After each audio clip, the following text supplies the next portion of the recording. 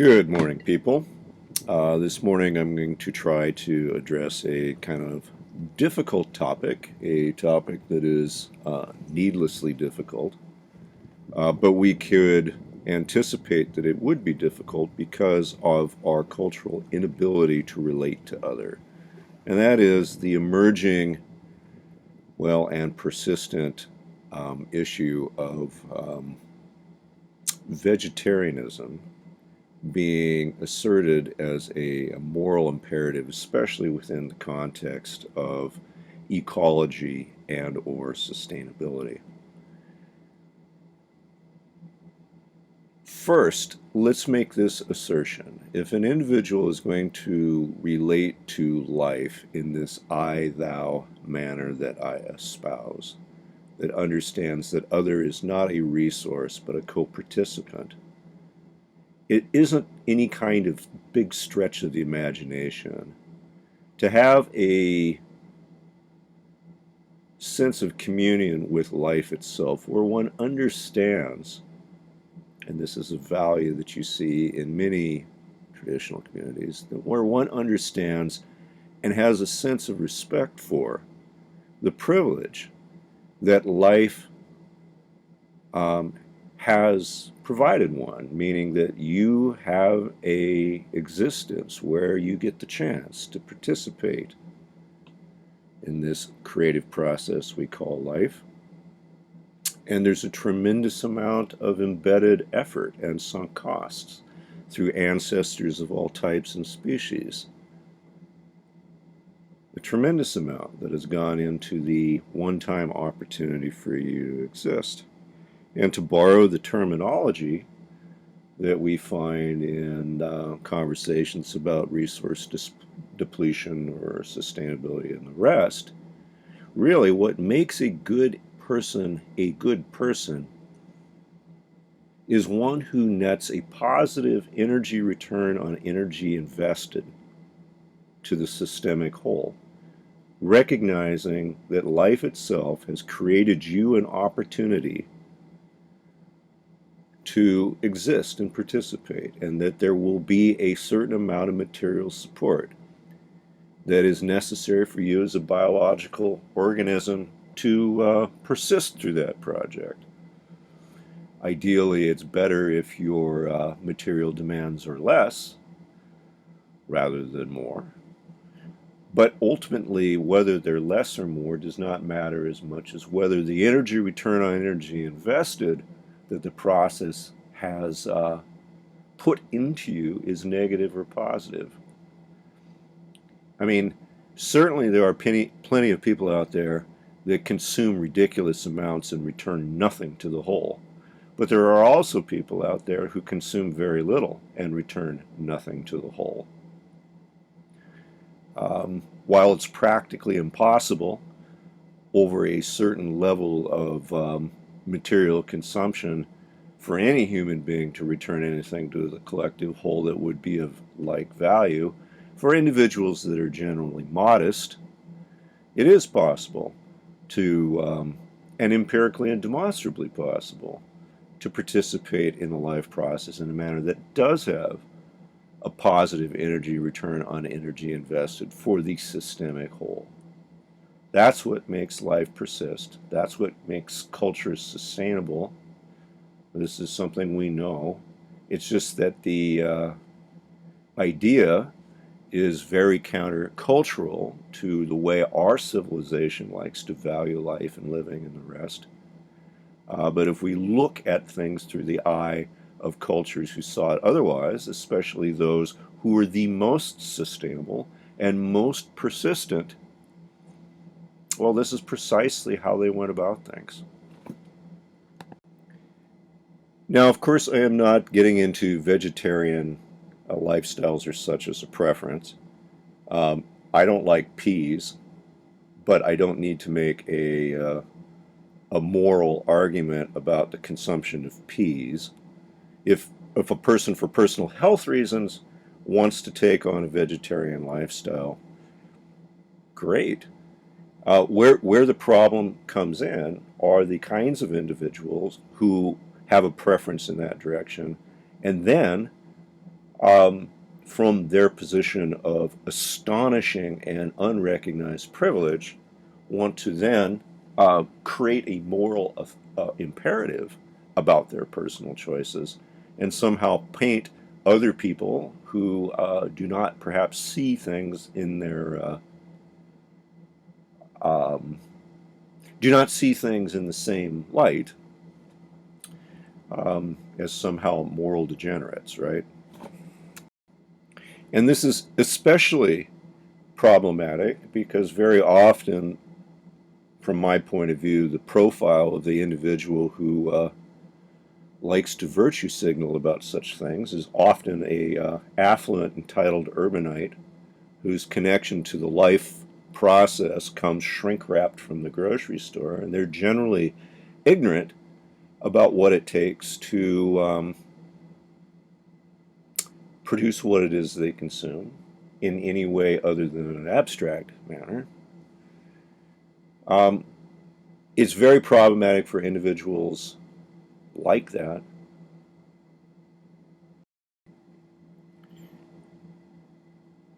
For people like that, precisely the primary beneficiaries of unsustainable, exploitive, colonial civilization, to also be setting themselves up as the final authorities, the vanguard of ethical behavior, and then wanting to, in a very colonialist manner, rubber stamp their choices from their perspective on the rest of the world, completely ignorant of the fact that the most successful, most persistent cultures, once again, some of those who have documented, in some cases, thousands, even 20,000 years of a harmonious interaction with their environment and habitat successfully, cultures like the Tlingit or the Cowichan or the Sinsum or any of the other groups on my coast or your Australian Aboriginals. I mean, there's many who have done this successfully. People who come from a culture that hasn't existed sustainably at all. It's just farmed itself out literally through plunder and exploitation of its neighbors. For people who come from that point of view, to be setting themselves up as the defenders of some kind of ethical relationship with the life process, I mean, that's daft, really, and ignorant. And when I use the term colonial, I mean it specifically. And it is seen by such as um, it ought to be, especially from those people who do come from these cultures, who have lived harmoniously in an energy return on energy invested manner with life. And it is not lost on me the irony of the ridiculous nature of people who come from the predatory way of relating to life to, in the final analysis, as their way of life now is threatened with falling apart, to not even be satisfied with plundering everything and the genocide that was required to do so, but even at the end of the day wanting to set themselves up as good people for having done it. I mean, it's natural that we would elevate this problem within the inside of empire on the verge of collapse because it's something that the average urbanite can do something about. But it's conspicuous that the question about sustainability from the context of ecology or the rest, and in any kind of moral imperative that's contained there, has nothing to do with the conversation of whether you eat meat or whether you eat plants. What it does come down to is how you go about doing those things. And if you are going to take the lesson from history, persistent cultures have an identical profile, and that is that they are semi-nomadic, they eat meat primarily, they may practice a certain amount of habitat enhancement for the benefit of food crops around them, but they do not practice agriculture, and they do not recognize the concept of the private ownership of land. They live within their habitat as a co-participant in their habitat. And it's not the way we've done it in the West. We've made the private ownership of land and agriculture the central thing. And in fact, if there's a symbol that represents that kind of relating to the world, it is in fact the plow. And we wonder why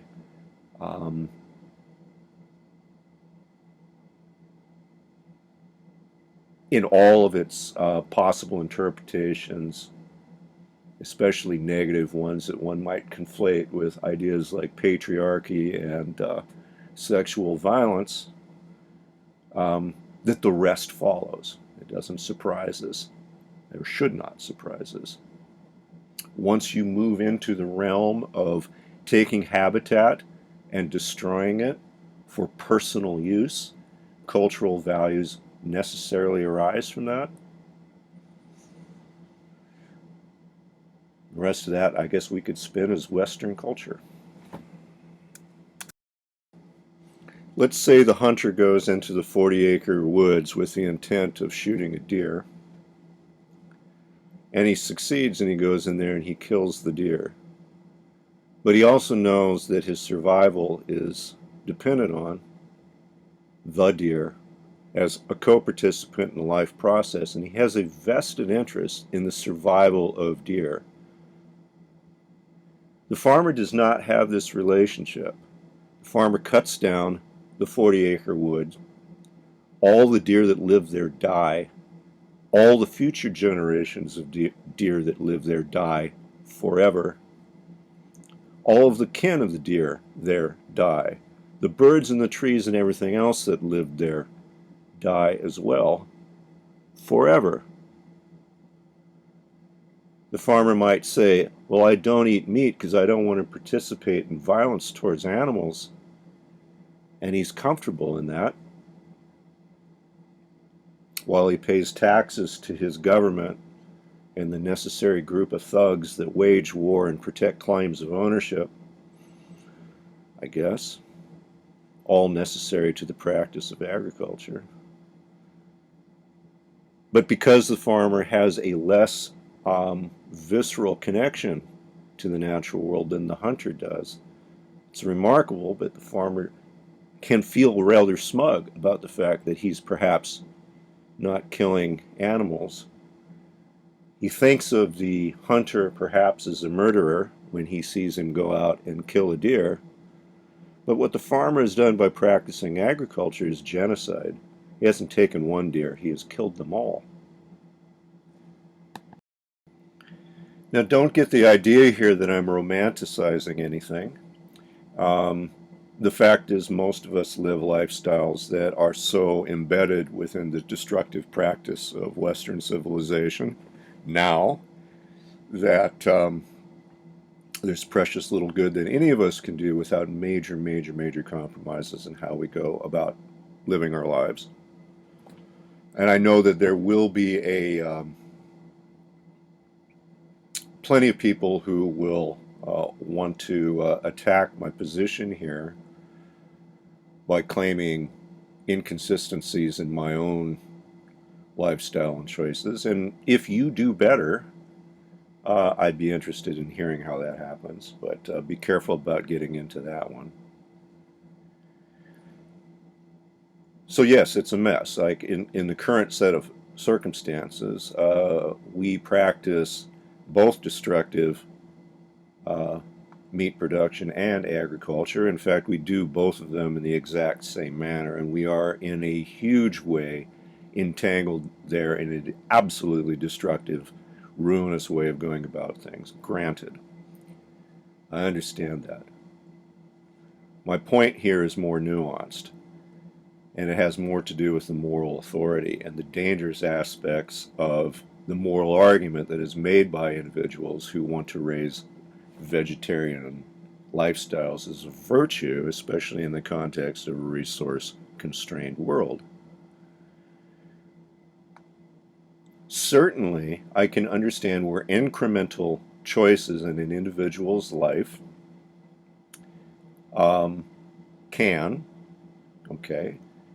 if we're going to make the case for an individual who doesn't have children and doesn't travel and doesn't have cats and dogs and doesn't do a whole lot of other things. If they were to move from a meat-based diet to a plant-based diet, it is possible, if the math is correct, and I'm not sure that it is because it's not as clear as people think it is, that let's say that you could in fact take your absolutely completely unsustainable lifestyle and make it 20% less unsustainable. So in other words, it's much like the kind of amazing virtue that you see exhibited by, I don't know, the village priest who has historically abused 20 little boys a year, and he's cut his diet back to 18. And he washes his hands first and expects that he wants to raise, as a moral imperative, his voluntary reduction in predation as something that all people should do, especially those who have never done any predation at all. I can understand the value of small steps in the right direction as long as the right direction is a destination that finally does get arrived at. Otherwise, small steps in the right direction are not improvements. What they are is smaller steps in the wrong direction. That contributes not at all to our final analysis of whether or not we live harmoniously with life. We might be destroying less efficiently, but that's all we can lay a claim to. Not understanding that and still indulging in the hubris that comes from our privileged lifestyles and recognize that what we're doing is just maybe destroying a little less efficiently. Well, man, some modesty, people. Like, it wouldn't be a bad idea.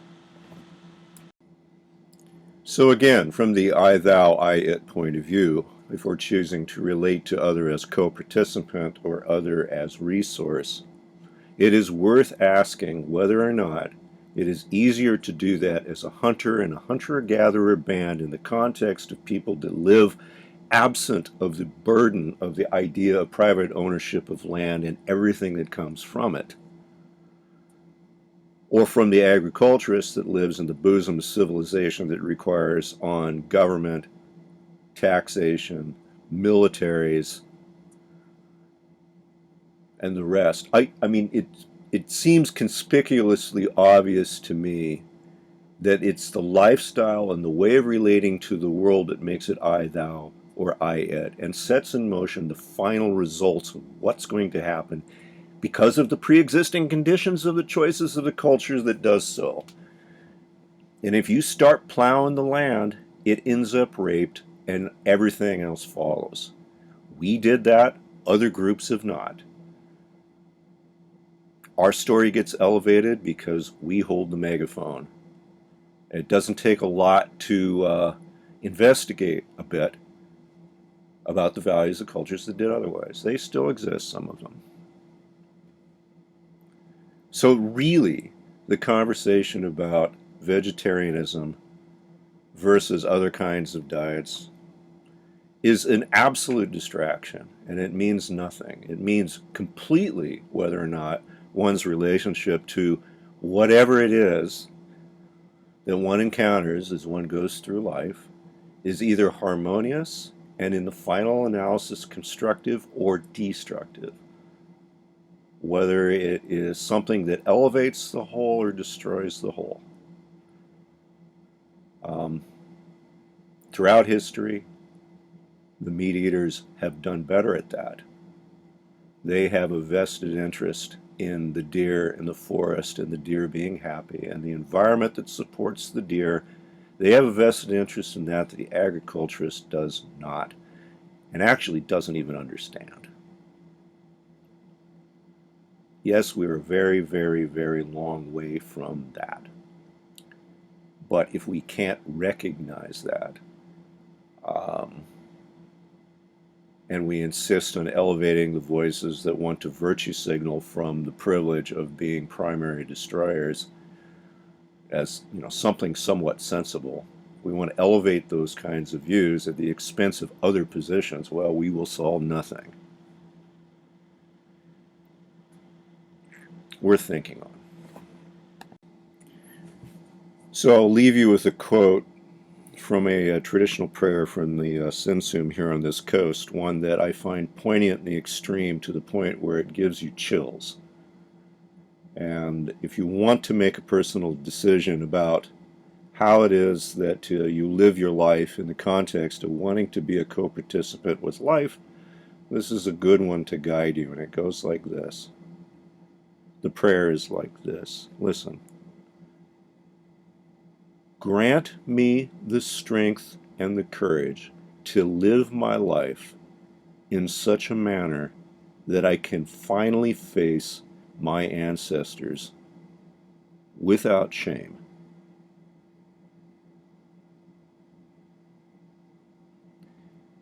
Whether you are asking the question of whether you should be eating meat or eating plants or taking the trip to wherever in the world or buying the new car or whatever it is that you think you're going to do in order to move towards incrementally, at least in the short term, a more positive relationship with reality and life. If you just made that your central maxim and you meant it and you tried to live by that maxim authentically in all the things that you try to do, whether they're relationships with life or intimate partners or yourself, if you're guided by a desire and a will to have the courage and strength to live your life in such a manner that you could face your ancestors without shame, completely cognizant and completely conscious of the extraordinary gift that you've been given and the opportunity, and whether you took that seriously or not. If you can do that without shame, you're doing all right. A lot of us are a long, long way from that.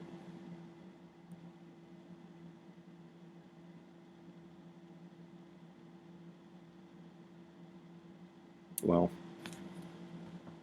hopefully we can figure out ways of being better at it. Cheers.